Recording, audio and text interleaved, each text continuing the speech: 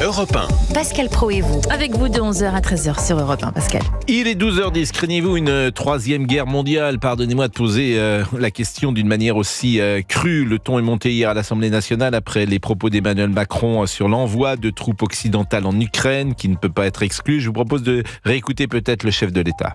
Si on considère que cette guerre détermine notre avenir, ce que je crois profondément, parce que se joue là notre sécurité comme Européens, est-ce que nous devons déléguer notre avenir à l'électeur américain?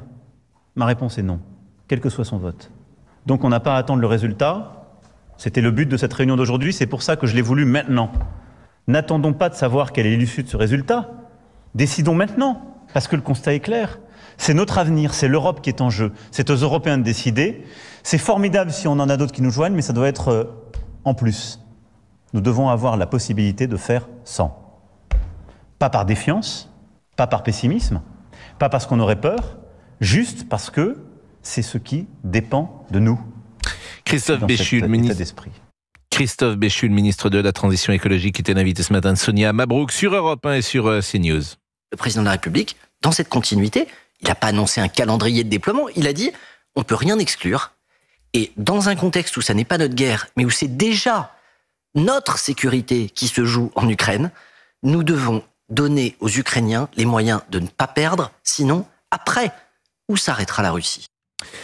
Alexandre Makogonov est le porte-parole de l'ambassade de Russie en France. Il était hier soir sur BFM. Écoutez. L'envoi de troupes au sol, ce sera la ligne rouge tout le monde parce que ça peut déclencher la troisième guerre mondiale. Sauf si ce sont la troisième guerre mondiale, pour que vous sachiez, ce sera la guerre entre les puissances nucléaires. Donc les phrases, évidemment, sont quand même très, très puissantes. Et puis il y a Jean-Luc Mélenchon qui a pris la parole également ce matin, le fondateur de la France Insoumise. Il était sur TF1. Je suis, comme la plupart des observateurs bien informés, consterné.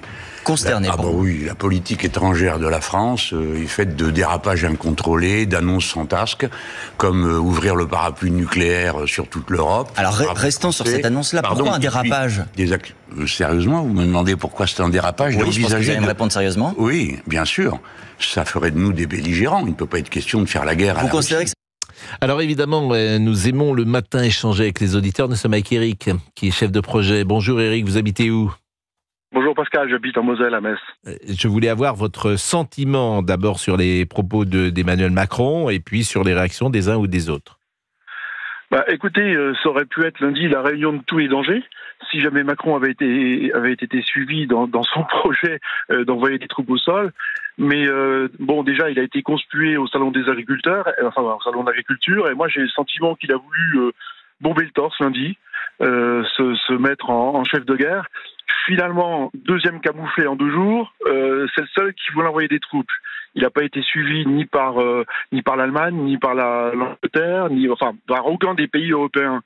Donc moi je suis très content parce que ce type-là, il se rend compte de rien du tout, quoi. Vous vous rappelez à l'époque du Covid, il voulait emmerder les Français. Maintenant, il veut nous envoyer à la guerre. Sauf que sur le Covid, il a. J'ai pas été toujours un fan de la politique d'Emmanuel Macron sur le Covid, mais convenons que pour les commerçants, pour les restaurateurs, même s'il les a fermés, il les a payés. Je pense pas que c'était forcément ce qu'il fallait faire, mais en tout cas, l'État était très protecteur. Oui, l'État a été protecteur, sauf que la dette, on va la payer, il y en avait plus de 3 000 milliards maintenant. Je peux entendre cela, et peut-être eût-il fallu une autre politique radicalement différente. Mais ce qui m'intéresse, comment vous expliquez cette prise de parole? Pour vous, elle est liée, par exemple, à une sorte d'humiliation subie au Salon de l'Agriculture? Vous dites bomber le torse. Moi je pense c'est la première fois qu'on voyait ça au salon de l'agriculture. C'est la première fois. Et quand on voit le nombre de patients, le nombre de personnes qui sont satisfaits par sa politique depuis 7 ans, ça va décrescendo. Oui, mais il a été réélu il y a 2 ans et quelqu'un me disait... Avec 27% des gens. Avec 27% des voix seulement. Non, c'est pas énorme. Non, moi j'entre jamais dans ces calculs-là parce que je ne prends pas ceux qui ne se sont pas déplacés. Ceux qui ne se sont pas déplacés, ils ne se sont pas déplacés. Mais si par exemple il y avait une élection présidentielle ce matin, vous pensez qu'il serait de nouveau battu, qu'il serait de nouveau vainqueur? À mon avis, il serait battu. Je n'en suis pas sûr, voyez-vous. Je n'en suis pas certain. Je ne suis pas certain que aujourd'hui, par exemple, si vous remettez les forces en présence, et on serait sans doute sur un Le Pen-Macron. C'est ça la vérité. Oui, S'il y avait des élections ce matin, bien évidemment. les réticences qui existent toujours chez certains à voter Marine Le Pen, je pense qu'elles seraient encore présentes et que le président de la République actuel serait peut-être réélu. Alors peut-être là où vous avez raison, c'est que beaucoup de gens s'abstiendraient davantage encore peut-être qu'en 2022. C'est possible. En tout cas, Pascal Praud, pour revenir à votre question sur la Troisième Guerre mondiale, je pense qu'on l'a quand même échappé belle. J'ai l'impression que M. Macron, c'est un va-t-en-guerre, qui se rend compte de pas grand-chose. Et aujourd'hui, il y a des gens beaucoup plus responsables. Il n'était pas va-t-en-guerre au début, c'est ça qui est étrange. Au contraire, il était à l'exact contraire du va-t-en-guerre. Il a essayé de négocier avec Vladimir Poutine. Vous avez vu ce qui s'est passé au Niger. On a dû plier les bagages devant quelques rebelles. Et là, il voudrait s'attaquer à la première puissance nucléaire mondiale. Vous vous rendez compte? Je crois d'ailleurs que c'est la deuxième, mais je crois que c'est la deuxième puissance. Mais c'est la première, Pascal. Elle est devant les États-Unis. Moi, je dis toujours la deuxième, mais non, c'est la première. Vous êtes mieux renseigné que moi. Bon, Éric, qu'est-ce que vous allez faire aujourd'hui? Aujourd'hui, je vais bricoler. Mon épouse, on va bricoler. Voilà. Alors, je vais bricoler avec mon épouse, je ne sais pas ce que ça signifie, mais je ne veux pas je ne veux pas avoir mauvais esprit. Donc vous ne travaillez pas aujourd'hui, c'est mercredi, vous avez pris... ça c'est bien, faut des vacances. Vous avez des enfants, Éric? 3. Bon, et évidemment, lorsque vous entendez le président de la République, ils ont quel âge? Eh ben justement, ils auraient l'âge d'être enrôlés dans l'armée. Ils ont 24 et 25 ans. Oui. Bon, c'est catastrophique pour nos enfants. Déjà, comme je vous disais tout à l'heure, la dette de 3 000 milliards, il faudra qu'ils la payent. Mais en plus de ça, on veut leur mettre une guerre sur le dos. C'est complètement, c'est dingue. Mais c'est vrai que le monde, vous savez, moi, je rencontre beaucoup de gens comme vous, ou j'en entends beaucoup comme vous, et des gens qui ont une certaine expérience, qui ont passé 70 ans, qui ont réfléchi, parcouru le monde, et qui disent « je n'ai jamais été aussi inquiet que je ne le suis en ce moment ». Évidemment, ce sont des gens qui n'avaient pas connu la Seconde Guerre mondiale. Les gens qui ont connu la Seconde Guerre mondiale, ils sont quasiment tous morts. Mais des gens qui ont 70, 75 ans, je pense à des intellectuels, des journalistes, des politiques qui disent ça. Bonne journée, Éric. Merci de nous avoir appelés de Moselle. On est avec Julien. Bonjour, Julien qui habite de Paris. Julien. Oui, bonjour. Bonjour, Pascal. Bonjour. Qu'est-ce que vous faites dans la vie, Julien? Je suis commercial. À Paris. Très beau métier, utile, tout à fait. Mais bien sûr. Alors, à Paris, quand on est commercial, on n'a pas de voiture, j'imagine. On fait tous les déplacements. Si, il y en a quand même. Ah bon? Puis, vous savez, il y a des commerciaux sédentaires également. Faut pas les oublier. Ah oui. Mais vous êtes un commercial sédentaire? Oui, je suis essentiellement au bureau, donc je suis un faux commercial itinérant. Oui, parce que vous êtes un commercial. Alors, c'est les clients qui viennent à vous. Voilà, on va le dire comme, on va le dire comme ça. Ouais, on va le dire comme ça. Bon. Mais voilà. Mais en tout cas, oui, pardon, je vous écoute. Non, je vous en prie. Et donc, votre sentiment sur les propos d'Emmanuel Macron et les réactions? Moi, très honnêtement, ça m'inquiète parce qu'on a quand même en face, l'auditeur d'avant l'a très bien dit, on a affaire à la première puissance nucléaire mondiale. Ils ont d'ailleurs des nouveaux missiles qui sont totalement indétectables par les Américains. Et donc, ça me paraît quand même complètement cavalier de vouloir s'embarquer dans une guerre qui peut être potentiellement extrêmement grave. D'ailleurs, M. Scholz, j'ai vu que il avait désapprouvé les propos de M. Macron. Ce n'est pas le seul. Donc, au niveau diplomatique, on voit bien que M. Macron est très largement isolé. Et je constate quand même que nos politiques, j'en ai un peu marre d'entendre toujours les mêmes politiques. Vous avez aujourd'hui sur la scène politique des responsables, je pense à monsieur de Villepin, qui a quand même des propos, on peut être d'accord ou pas d'accord, c'est même pas le sujet d'ailleurs, mais qui a quand même des propos beaucoup plus raisonnables. Et d'ailleurs, j'étais ce matin au salon de l'agriculture, vous en avez certains qui appellent à la désescalade. Je pense d'ailleurs, monsieur Praud, à monsieur Asselineau, d'ailleurs, dont vous m'aviez promis que vous l'inviteriez la saison passée. Oui, je suis d'accord. Mais il faut le faire, vous avez parfaitement raison.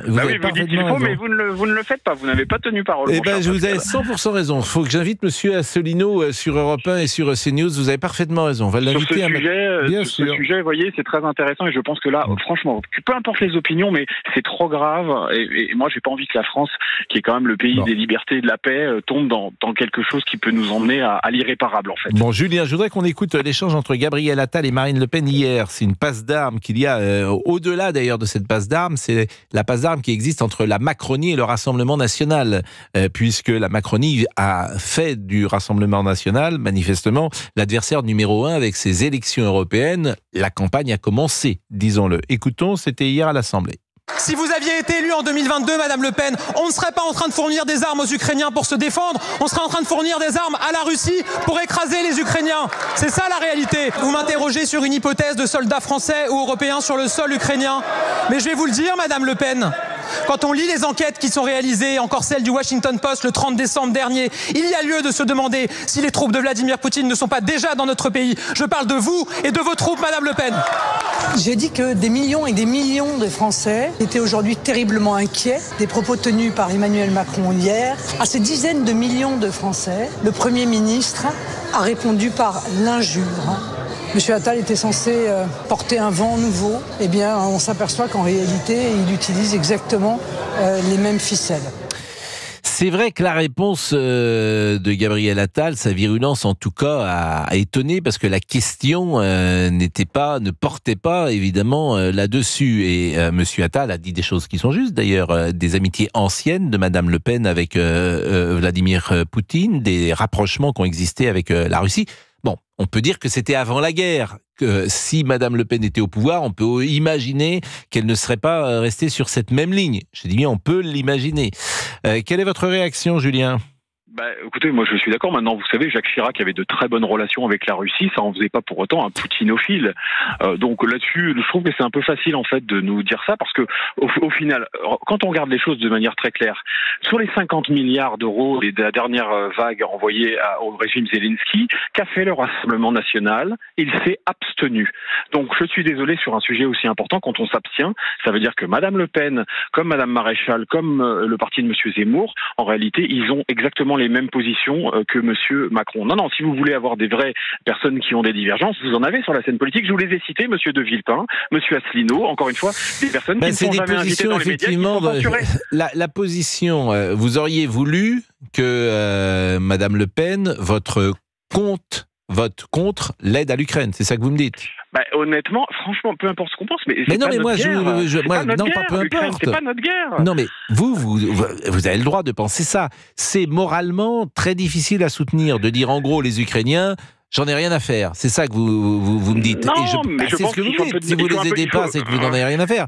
Mais vous avez le droit d'ailleurs. Vous êtes dur en affaire. Non, mais je pense qu'il faut faire un peu comme la Suisse. Il faut faire comme la Suisse. Si vous reprochez à Madame Le Pen de vous abstenir et vous faites la même chose quand je vous pose des questions. Qu'est-ce que vous feriez moi j'aurais dit non.